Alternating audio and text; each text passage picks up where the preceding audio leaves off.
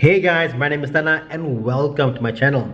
Quick video on how to jumpstart your car. This morning I got a message from my group and they're talking about how to jumpstart a car, and there was this very complicated list of procedures you do on how to connect the batteries.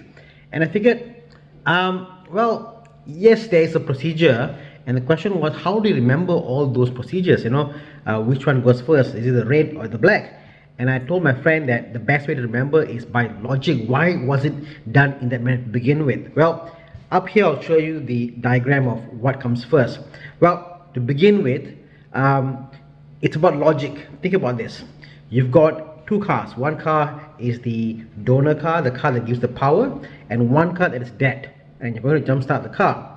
Now, on the car that's dead, that's the best place to start, because the car is dead and it's safer for you to work on that car. The question is, what do you plug out, or what do you plug in first? Do you plug in the cable into the positive or the negative?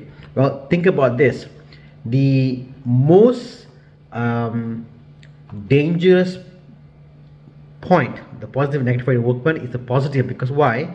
On the positive, if you're working on your tools and your tool is metal, that metal piece hitting on the body, and if it hits on the positive lead, what happens is it cause a spark and potentially could short out your circuit. So you want to get that across first. That's why you always begin with a positive on the car that's dead. Now, once you put the positive on the dead car, it's just common sense for you to finish off all the positive leads, the positive and the positive. So on the positive on the car that has got a dead battery, and the positive on the new battery, on the new car, the car that's working with full capacity. So at this point, you move from the dead car with the positive, you've gone to the car that's going to give you power, to the positive. Now, while you're here, it's just make common sense again for you to kind of go around, isn't it? Because you don't want to go back and forth. At this point, you could go back to the other car and plug in, but you plug in and this opens the lead, and it's not safe. That and plus the point that when you're going to jumpstart the car, the battery has got the highest amount of amperage opposed to anywhere else. So you want to be safe. So we go to the car that is giving the power. So again, the negative goes to the donor car. So at this point, recap: number one, positive is on the car that has got no power, positive on the car with power. No issue there, because they're just positive. While you're at the car that's giving power, you put on the negative, and now you're walking back to the car that's going to get the power, the car that's dead. Now, normally people will just plug into the negative and it will work, but some modern cars, what happens is the negative or the ground is where I guess it gets tricky, because if you put in too much power, you could end up frying the ECU with feedback.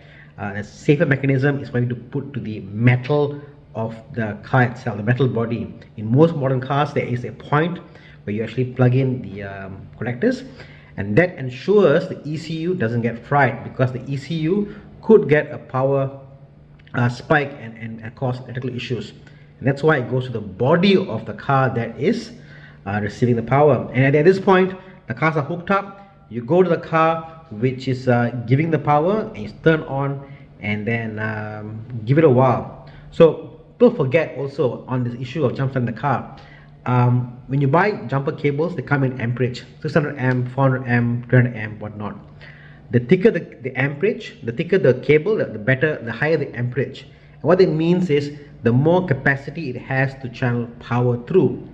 So sometimes that's why even with a cable, and you've got like a Hilux and you're trying to jumpstart a Myvi, it doesn't work, because sometimes the cables are very poor quality cables, and vice versa. Sometimes we'll call it good cable when a Myvi cannot jumpstart a Hilux because there isn't enough power.